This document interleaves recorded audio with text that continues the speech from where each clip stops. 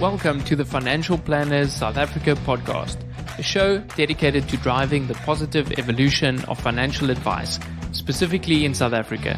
To join a global community of financial advisors, sharing and learning with one another to drive the positive evolution of financial advice, head to xyadvisor.com.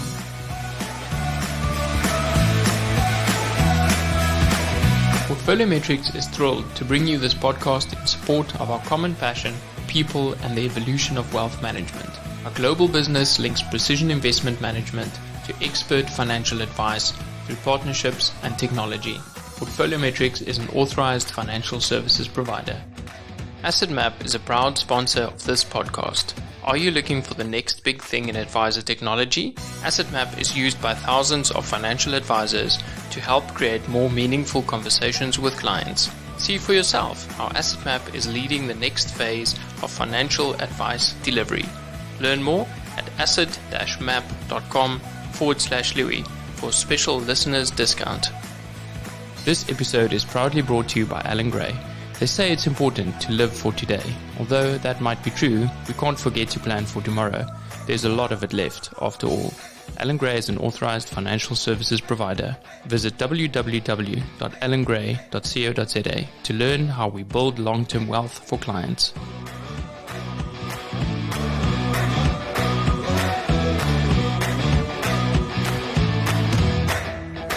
Welcome to another episode of Financial Planners South Africa. Today I'm really excited to have Mary J Fourie join me on this conversation.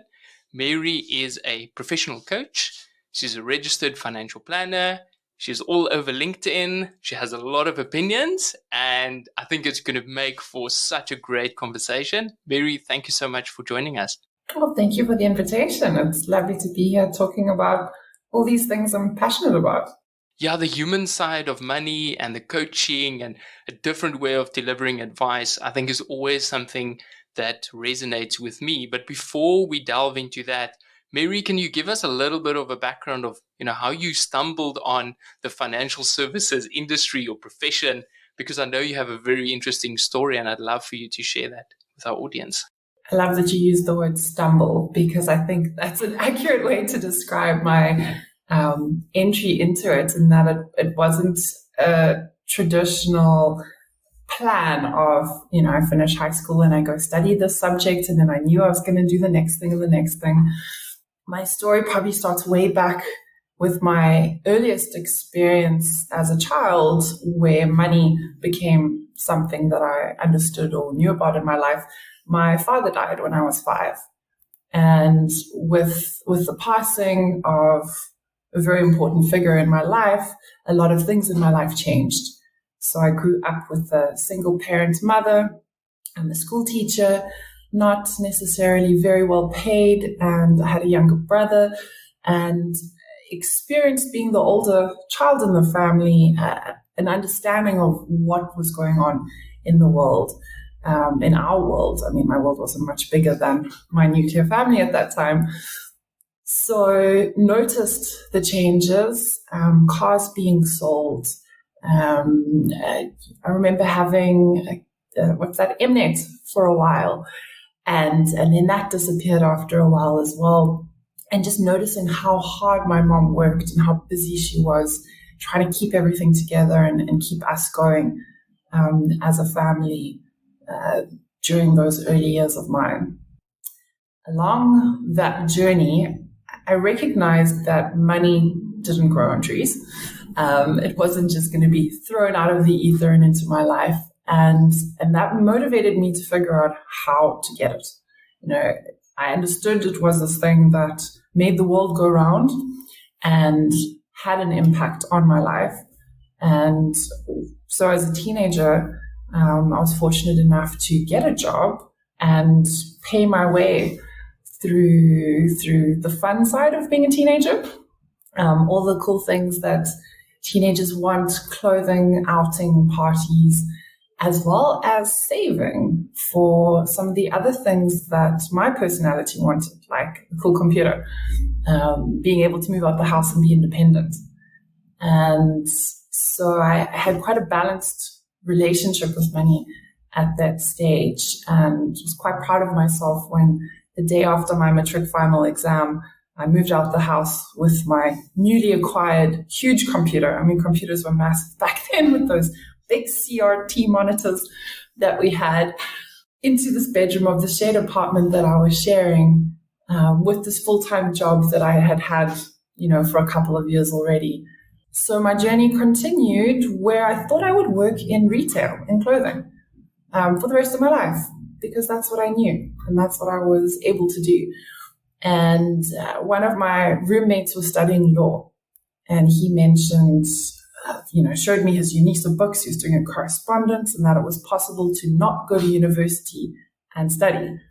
And I took up the challenge and enrolled in a BCom law through UNISA, thinking, I'm going to become a lawyer. That sounds pretty cool. And it didn't quite work out that way. Working and studying a degree that was going to take 8 to 10 years was not easy. It was really, really hard. And I struggled with that balance of, I like working and earning money, but the studying requires a lot of my time and attention. And then one day I decided I didn't actually want to be a lawyer. That standing in a courtroom wasn't the dream of where I imagined I'd end up. And so I continued to work, mostly in retail. I fell pregnant at age 23, and that was probably my next level up with money, where now it's not just about me and all the things I want to have and do. There is this new life coming into the world. And I remember one of my very first thoughts being, history cannot repeat itself, can't be the same as it was. Because with my parents, they'd done no financial planning. There was no life insurance. My dad died from a brain tumor. He died leaving medical debt because medical aids wouldn't pay for things, and he had cancer treatment and such. My mom was selling assets. There wasn't a big, sizable savings or emergency fund. And our lives could have been quite different if those things had been planned. So at age 23, I got life insurance, and I set up a will, and I made sure that my partner did the same things too, because I thought, this is what I can take control of and the steps I can take to make it different. Hopefully, nothing's going to happen to us, but from my experience, you don't know. You don't know what's going to happen. But there are some things you could do to manage those unexpected things. Continued on a couple of years working.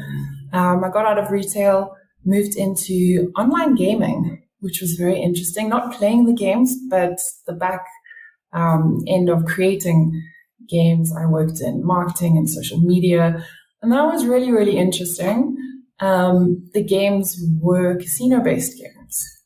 And at some point I started to grow uncomfortable with the market we were working with, the fact that I was sending 1 million emails a day to get people to spend their money on slot machine games. And I couldn't articulate what it was about this. It felt uncomfortable, but something just was off.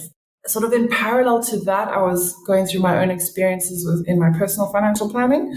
The wonderful advisor I had been working with was going to be leaving the company that she was at, and I felt myself stuck without an advisor. And wanting that sounding board, that person that I could check in with, that I knew cared and was interested in me. And I was about to buy property, my first investment property, and I wanted someone to sense check me, to look through my spreadsheets and my calculations and just make sure that I was getting it right. I wasn't overlooking anything in that process. And so I went on a search to find someone. And I recalled back to the prenatal classes we did when I was pregnant with my daughter. And I was like, there was this guy there, and I'm sure he was a financial advisor. And I contacted him, and we built somewhat of a relationship in having kids together. So the kids had play dates and stuff afterwards. So it felt like, I can trust this guy, which is a really important element when dealing with money and working with your own money and with someone else. And went to him and said, help me. Can you look at this stuff? This is where I'm at. This is what I've done. And he asked me a question which kind of shook me. His question was, well, what's your future career plan? And I was like, future career plan? Like, there is no plan. It's always just been, hey, universe, what next? Oh, cool, here's a job. I'd moved around jobs quite a few times by that stage, but there wasn't really any long game. It was more just do what you're doing until the next best thing shows its face as an opportunity. And then his next comment was, you seem to have a handle of this money stuff more than most people. We don't normally have these conversations with clients. Have you ever considered working in the financial services space? And I looked at him and I was like, not really. It wasn't something I'd considered pursuing. I think I imagined that you had to have some form of degree or qualifications that I wouldn't be able to get in order to move in. And he sparked something in me that got me searching and trying to work out, well, how could I move into this industry? And what if I helped people with their money instead of trying to sell them to spend their money on something that I wasn't really comfortable with? I found a way to study.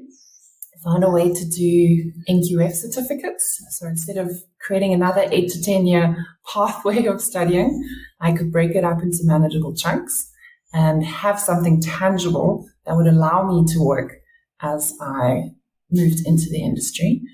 And by the end of that first year of studying, I went to go work for this advisor and got the opportunity to experience all sides of a financial services provider in the industry, the paraplanning, the advice, the planning, the running of the business from the HR to the financials. Loved it, loved working with clients, loved understanding the technical and the back end. I was naturally very technical. Spent a lot of time understanding the details of the life insurance policy and product from this provider and that provider. I could tell you everything about how it worked. But clients didn't really enjoy that stuff. Clients wanted something different in the sense that I'd go with the paperwork, like, Mary, go see this client, get the stuff signed. And I'd sit with them and I'd listen to their stories and I'd be interested in their lives and their families. And 3 hours later, the client wasn't ready to sign the paper. And I'd go back to the office and I'd get in trouble because I spent 3 hours with the client, no papers were signed. And yet I felt good because I'd built a relationship. I'd seen who these clients were. I felt that, if I picked up the phone and phoned them a week or two later, they'd be interested to talk to me. And the other experience I had too was clients who loved the advice I gave them, who agreed and were like, yes, let's do this thing, let's go for it. And then they didn't do it. Or 6 months later, after creating an investment that had a long-term time horizon, they wanted to take all the money out. And so I was like, what's going on here?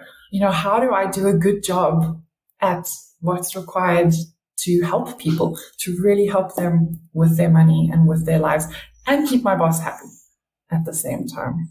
Mary, that is a wonderful story, and I can hear the journey that you've taken, just to get into the industry.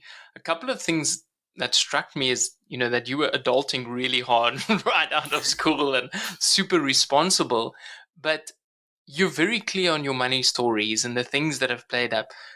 Was that something that came naturally, or have you spent time looking back at the past and figuring that out? I have spent time looking back at the past and figuring that out. So I really resonate with Steve Jobs' analogy of you connect the dots backwards, and that it's worth spending time looking backwards and connecting those dots, not to get stuck in them, not to be trapped in the past and oh my gosh, these terrible things happened to me, but to make sense of it, make meaning of it so that it becomes useful in the present and moving forward. And I'm lucky to have had the opportunities to do that work. In going on my own coach training journey, part of that journey was our own self-development and understanding what got us to where we were, with the idea that we couldn't go out there and help other people if we hadn't first helped ourselves and understood what was going on in our world. And I've had some amazing mentors and coaches in my life who've held space for me and given me the hard feedback to help me look and make sense of my journey and my experience and how I've allowed it to impact my life up until now and moving forward. What would you say to financial planners that struggle to take their clients on this reflective journey that jumps into the planning and wants to look at the future yet neglect the story of how they got to where they are now? Like, what would your advice be to them? To consider the cost of not spending that time helping their clients do a little bit of reflection and understanding, because for sure, we want to move forward, and planning is about the future, and it can be very exciting and inspiring, talking about dreams and goals and what we're going to do. But what I found is really challenging is the behavioral side, where I can have the most beautiful goals articulated, I can know exactly what the steps are to take, and then there's stuff that gets in the way. And often that stuff is the patterns on repeat from our past, and unless we're aware of what those are, it's very hard to navigate them in the present moment. They just trip us up and trip us up and trip us up. And I think that for me is the cost of being so focused on the future that we ignore what's come before. I've got a colleague in the coaching industry who would say, what got me here won't get me there. And I thought that's such a beautiful way of, we don't want to dismiss that what got you here did or did not serve you. It has a place. It did serve you. You're here right now, but it might not be what you need to get to the next space or place that you're aiming for. Yeah, it's such an important point, making sure that something's not going to happen that's going to derail this plan, that thing's not going to play out on repeat, like you're saying. And you also mentioned focusing on the things that you can control, which resonated with me. And we spend so much time in our client meetings talking about things that might be outside of our control. How do you find to keep a balance between, things that we can control and things that we can't? It is a balance. It is a juggle. I think our brains often get focused on the things we can't control, and that can also trip us up and frustrate us. Things like the markets, the politics, whatever else is going out there in the world. And that can then paralyze us, where if we're too focused on what we can't control, we just sit still, or we rush forward into, taking actions that don't necessarily serve us. Whereas focusing on what we can control, which is often bringing it back to ourselves. So taking our focus from further away and outside of ourselves to, what's the next step I can take? What's the next thing I can do in this moment that will just move me a little bit further along the path? Yeah, we see all these studies talking about the locus of control and how that can contribute to someone's happiness. And I guess we get to facilitate that with clients, saying, we're going to help you be happier by focusing on the things that you can control. And with that, I want to kind of move back to where we ended your journey on, like, being in this business, looking at the things that, you can do. What happened next? Yeah, so I think that was exactly it, right? So what can I control in the situation? And was, well, can I upskill myself to be better at talking to clients and offer something more than just, here's a cool product, do you want to buy this thing? Or here's the plan, this is what you should do. How could I really, really help them and help them not make the same mistakes or not get stuck in those patterns of behavior? And coaching was the way, or the thing that I discovered that would help me.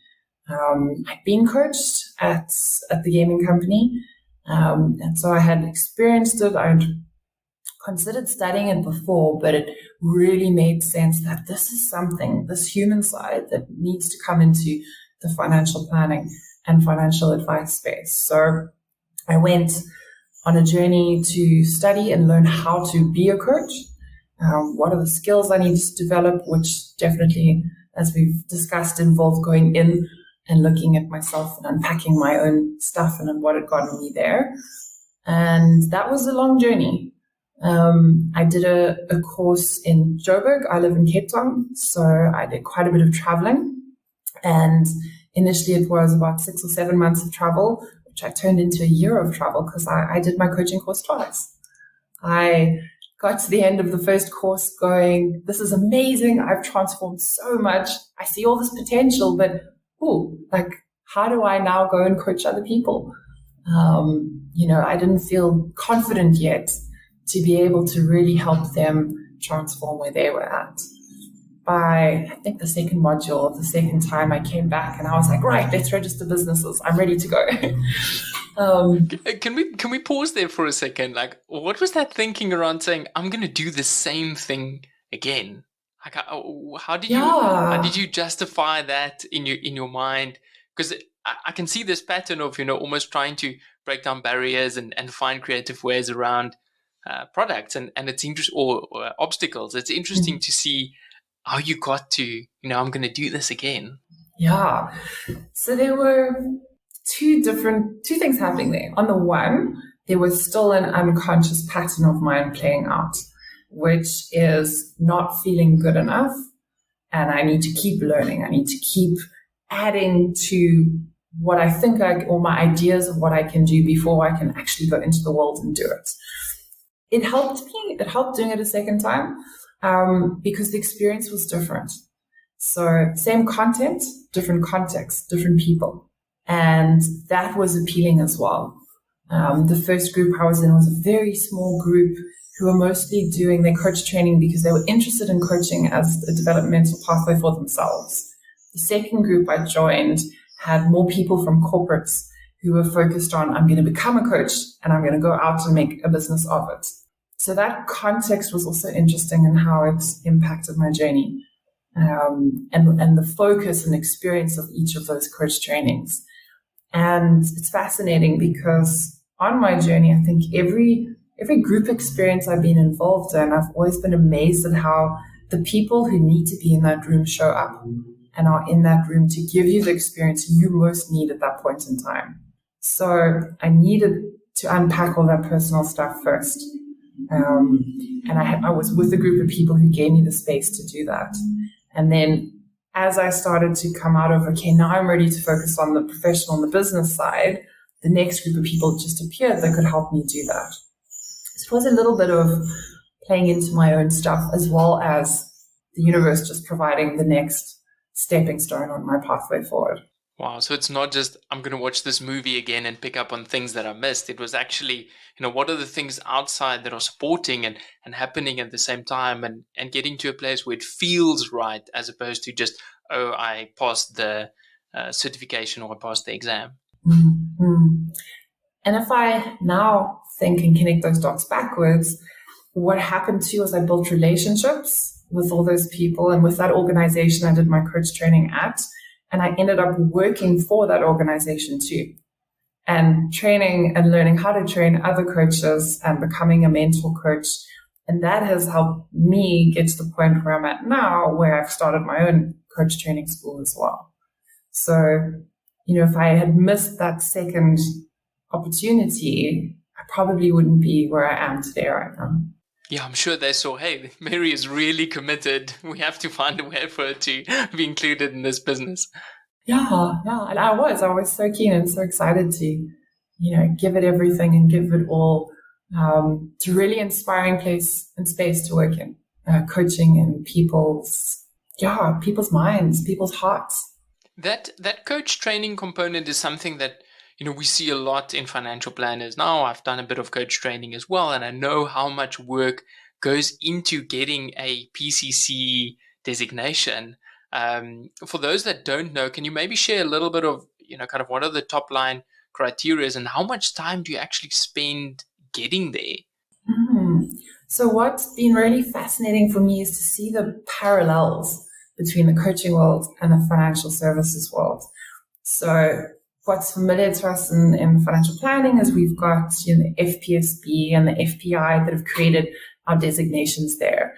And the underpinnings of those being we need the qualifications, education, we need the experience, we agree to the ethics, and there's an examination, and then it's the ongoing CPD. Well, the same thing exists in the coaching world as well. And that's also the coach training I chose was influenced by seeing that pathway too, and wanting to get something that wasn't just a nice certificate to have, but was actually like a professional qualification.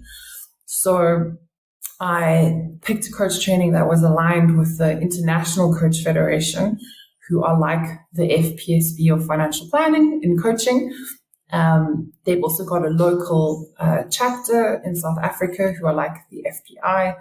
And very similarly, you've got to get a qualification that is accredited by them. So there's your education component. You need to get experience as well. And they set a certain amount of coaching hours that you need to complete. That whole idea of practice. The more you practice, the better you get at something. And then you've got your ethics. There's also a code of ethics that you agree to. There's an examination as well, a competency exam, and continuous professional development that continues as well. And similar to what we know in financial planning, there are 3 different levels. So your associate certified coach, or your ACC, is 100 hours. Your professional certified coach, or PCC, is 500 hours. And then your MCC, or your master coach, is 2,500 hours. So it's quite a big jump between PCC and MCC. So it's something you mature and grow into as well. Because again, there's this idea of, personal and professional development on the journey as well. You don't just start out and you're a master coach. It's something you grow, you mature, you work towards. Yeah, there's no shortcut for 2,500 hours. It has to take time's got to pass. Time. So, yeah. I want to ask, are you a coach first, or are you a financial planner first with a coaching designation?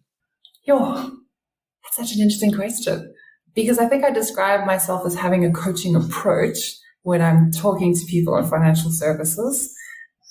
I think a coach first, in the sense that I've always been curious about humans. And I've always engaged with people going like, why do you do that thing? What is it about the way you think or see the world, and wanting to understand that? I think that's always been inside of me, and I would have brought that into the financial planning and advice before I became a coach. But the coaching journey refined and polished the way that I do that. I think I do it in a more empowering and supportive way now, because advice is quite hard and quite harsh in how we approach people, and we can be curious and interested about them, but then we give them our opinion, and that's not always asked for, and that's not always helpful. Yeah, so it's just a different way of delivering advice. There we go. We listen first. Yeah. And the way of listening is slightly nuanced and different. Brilliant. And tell us a little bit about the coach training school. Who's that aimed at, and how's the uptake been? Yeah, so that is, it came about because I realized I'm one person and there's only so many people in the world I can help, right? We talked about hours and time. I can't change the amount of hours in a day and fast track or expand that to be able to give more to the world. But I can train other people. And if I do that, then they can use their hours in a day to help more people. And the more people I help, the bigger that butterfly or exponential effect can be. So that was my inspiration around this question of how do I scale? How do I expand what I'm doing to reach more people? And the focus, I was like, let's keep it focused on my niche, which is the financial side of coaching. And train financial advisors and planners to bring that coaching approach into their businesses, into their planning, into their engagements with their clients. How it ends up looking for each individual, each professional, is different, because we all run different businesses. We've all got different gifts, talents, focuses, our own different niches within financial planning or advice. And so, the Coach Training School was born beginning of this year.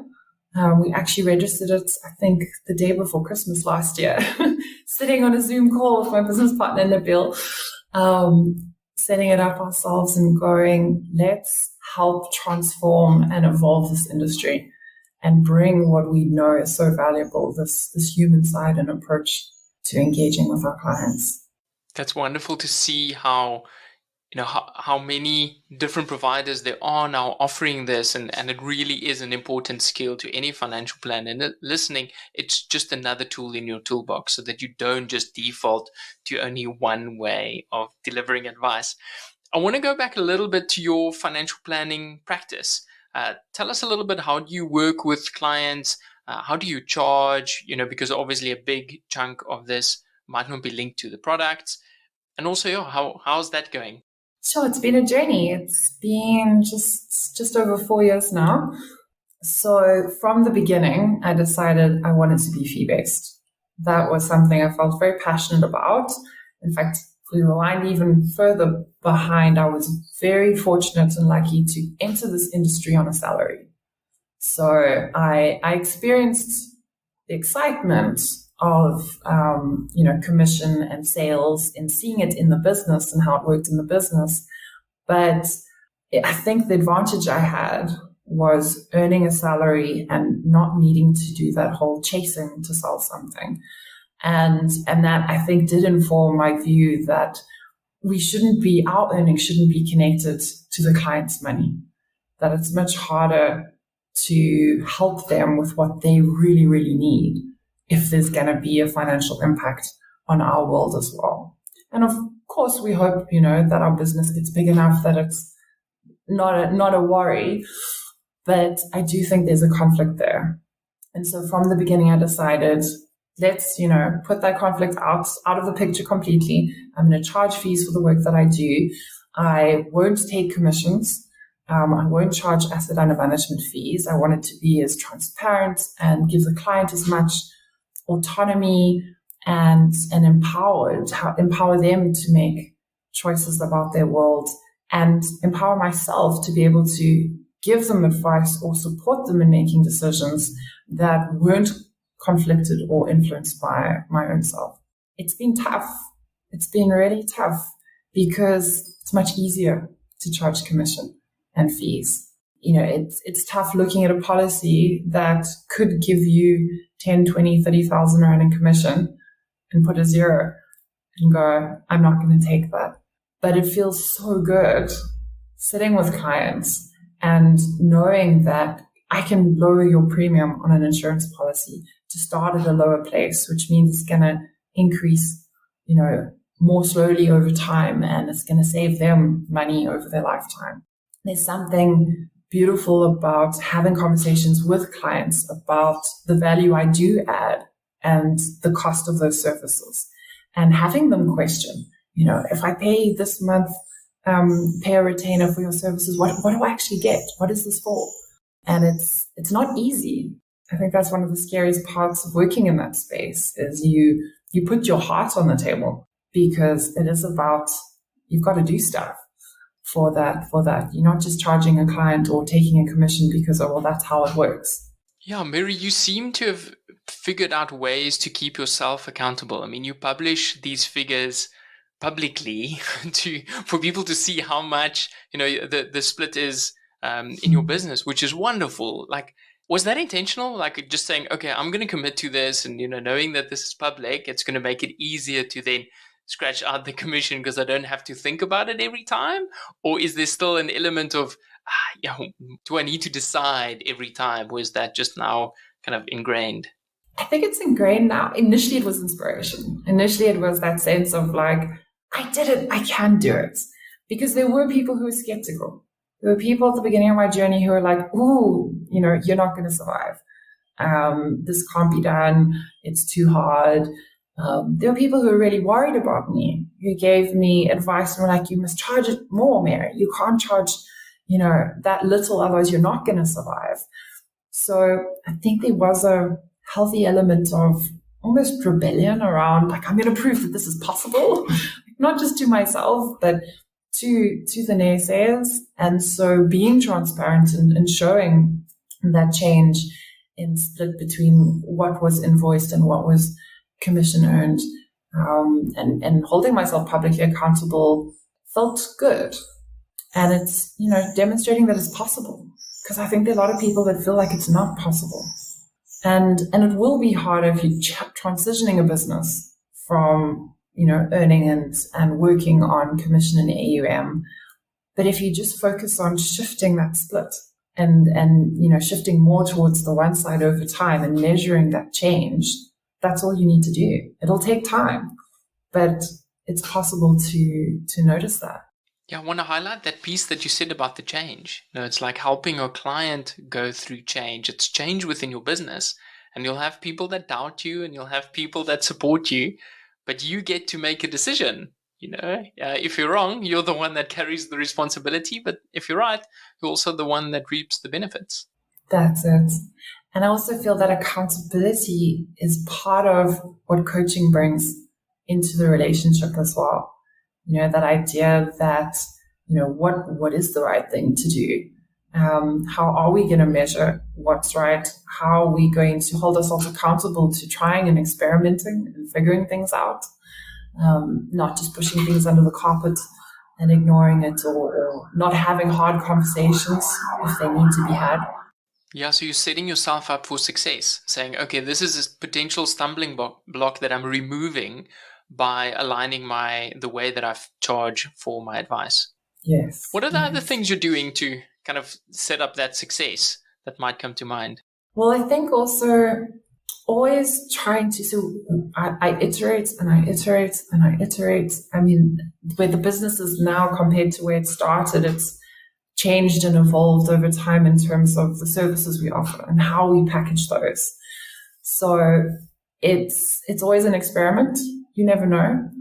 And I think that's how I've approached this whole journey of mine is, okay, let's just try. Let's try and let's see what happens. And then you get the feedback. And sometimes the feedback sucks. You don't want to get the feedback, or it hurts. Or it's like, I thought that was a good idea, but okay, it's not working. And to just hold it lightly enough to go, okay, what can we try next? If this didn't work, what else would work? Or for clients looking at me and going, this is too complicated, or, I think I started with a service offering of build your own adventure. And I was like, if you want this, you can add that into the pot. And if you want this, we'll do that. And this costs this and this costs that. Clients want the cheapest thing. They're not going to build their own adventure and add all the different pieces together. Oh, that was my experience at least. And simplifying. I think setting myself up for success has been about thinking big, how to scale, but how to do so in simplifying, keeping it simple, keeping it focused, and keeping it meaningful and real and of benefit to the client, aligning it with my values. I think that's also definitely been a big part of what I would say is keeping me, what is successful, right? But I'd say I feel like I'm successful because I live according to my values. And I keep going back to, how do I live these things I believe in? And I can see how that's helped you to either double down, if you need to do this course again, or to hold it lightly to say, okay, I'm not going to be emotionally connected to this. I'm going to unplug and be comfortable with knowing that this didn't pan out.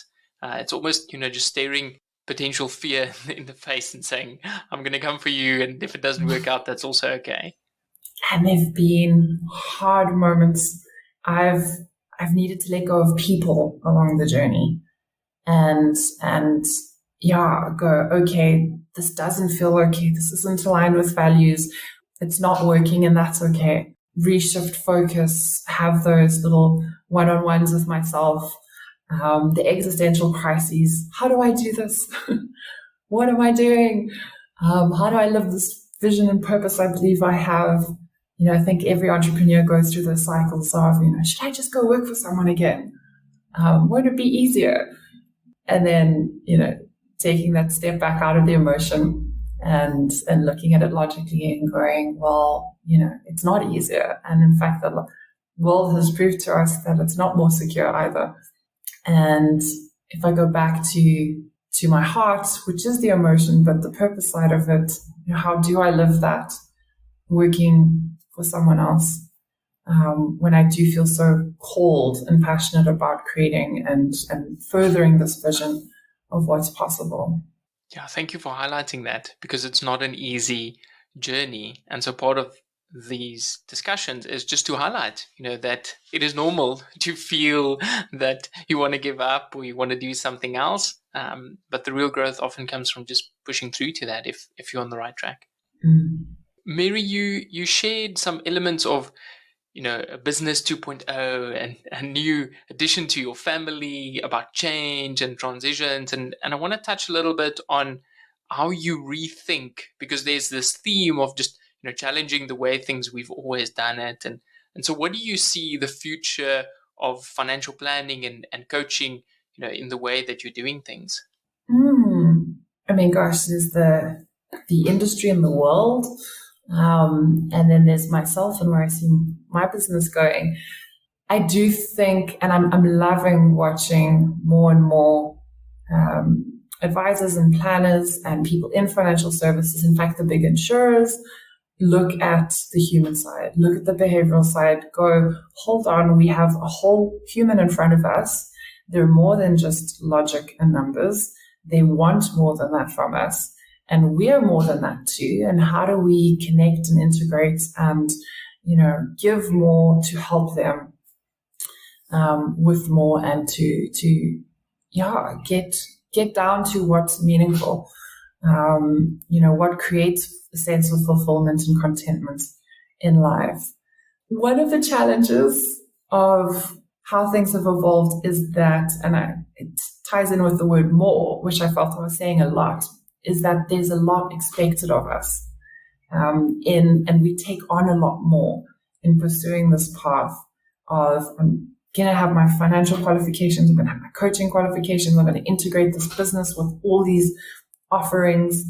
And I do wonder if we might not go back to specialization again, moving into the future where it's quite a lot for one person to be all these things, but we can build collaborative networks and we can build businesses of specialization that work together. So it also feels more integrated. I feel like financial services is often like the Lone Ranger game. You're the lone hunter going off, you're competing in the same hunting ground, you eat what you kill. It's very competitive. And I feel like this human side has brought a more collaborative approach to it. But perhaps we go back to, here's a business and we've got planners and we've got coaches, we've got technical specialists, and we create a collaborative space where we're all working together.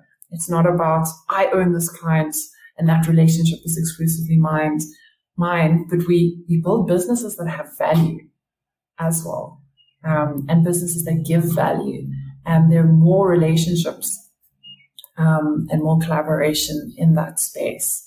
And that could work within business and it can work in the industry as well. More sharing and collaboration between different areas of financial services or financial coaching, picking a niche. I think that started to come up as a hot topic as well. Not taking anything with the pulse or anyone with the pulse, but picking the kind of client that you want to work with, because there's a connection, there's a resonance, there's something there that you can offer those specific people in the world. Wow. There's this concept of, going broad first and then going deep. And so what I'm hearing is that you're saying we need to have, groups of people that can go deep if that's required, and to a specific group of people that, you want to service. And there is training out there for people, that want to have a specific area focusing on people going through a transition, or people, dealing with estates and complex estate planning, or people that want to go the coaching route, and then creating this ecosystem of financial advice. I think it's also kinder to the client. We can't be everything. It's a huge burden, and it's a disservice to try and pretend to be everything to the client. But we create these ecosystems, and it's like, oh, I know this amazing tax person, and I know they've got a coaching approach, they've got a human approach, cool. And then I know this amazing estate specialist, they can help you with that, and they're willing to work together as well. How do we get past the ego of, saying, oh, Mr. Client, I'm not perfect and I'm not all knowing? Like, where do you start? Oh, Brene Brown comes to mind. It's that vulnerability question, isn't it? And braving. It's not easy. We first got to recognize that it exists. When we're sitting in front of a client, recognize that when they ask that question we don't have the answer to, what is a trigger within us? And, what do I choose to then do in that moment? In my experience, the clients appreciate it. When you put that boundary and go, this is what I can help you with. If we start moving towards that territory, I know someone, so I can give you a recommendation and I can bring someone in. I can vouch for this person. And they appreciate that. They really do. It builds the relationship between you and the client when you do that too. Miri, would that be the same as contracting in the coaching world? Setting these are the parameters, this is how I can function, this is what you can expect, as opposed to, we can fix anything that's got money linked to it. Yes, I think that's so important. Contracting, setting those boundaries, roles and responsibilities. What is my role as advisor, planner, coach? What am I prepared to do? What am I not prepared to do? How often can you contact me? I find we as humans generally don't have these kinds of explicit conversations with anybody in setting those boundaries, and yet it's so important. There's nothing worse than someone phoning you and seeing the number on the phone and going, oh no, it's this time, I can't take that, and the guilt and the angst that goes with that. Being able to contract exactly, this is when I'm available, and this is what I can do, and this is what I can't, and this is what is expected of you and what you can expect from me. So it's also accountability that goes both ways. It's wonderful that you mentioned that, because we had Terence Tobin on one of the previous episodes, and he spoke about having family time and informing his clients. You're not going to be able to contact me during these hours because I spend it with my family. You can leave a message and I'll get back to you. And our clients appreciate that, and actually, it resonates with them, because when we talk about money and why it's important and to be aligned to our lives and our families, and you actually show them that these are the things that you live to, I think it hits home. And that's it too, right? Like we talk about lifestyle and helping clients create a lifestyle that they want and they dream, right? But if we don't show, and by leading that example of here are our boundaries, are we actually demonstrating that it's possible? Or are we just selling a dream that no one's ever going to achieve? Miri, thank you for a wonderful conversation. This has been so much fun. For people that want to reach out to you to learn more about your business and who you serve and your coach training school, where's the best place to get hold of you?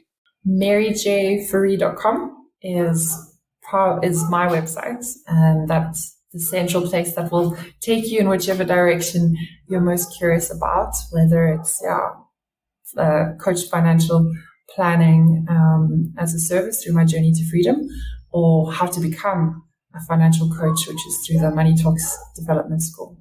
Wonderful. Thank you so much. And it's great to see your coaching approach and how it shows up in your conversations and your wisdom that you bring to it.